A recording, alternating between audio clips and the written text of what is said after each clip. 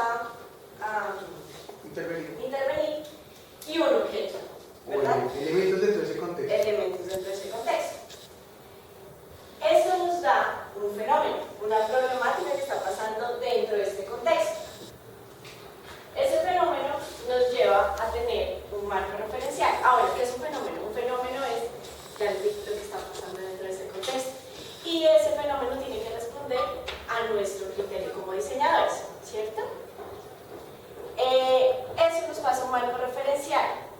El marco referencial es el esquema básico, ¿verdad? Del qué, por qué, cuándo, cómo, dónde. Entonces responde a lo que nosotros podemos y queremos llegar en cuanto a nuestro proyecto, ¿cierto? Eso nos lleva a tener un diagnóstico. Sí, un diagnóstico sobre esa realidad que nosotros nos imaginamos. Yo creo que debe estar ahí.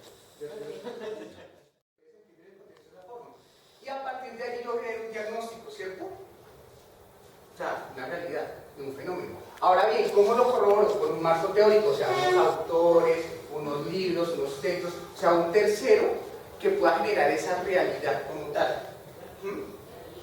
Y que me corrobore el marco de referencia que yo ya tengo, o sea, ese fenómeno. Y lo que hago es mirar esas diferentes variables y cómo se interrelacionan.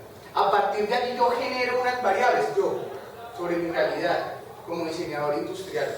Y esas variables nunca van enumeradas, sino van interrelacionadas. Entonces yo las relaciono. Y eso es lo que se llama el marco conceptual. Yo genero un concepto sobre una realidad basada en unas variables. Y a partir de allí genero lo que es la hipótesis. Ahora bien, ¿cómo nosotros diseñadores industriales generamos la hipótesis? ¿A partir de qué? De elementos físicos, objetos, cosas, elementos, o a partir de diagramas o ¿qué? Pensamientos, marcos de pensamiento, que muchas veces es el camino de investigación. ¿Qué sucede en el camino empresarial? Uno de estas dos cosas. Tengo un elemento, un objeto, y tengo una forma de mirar la realidad.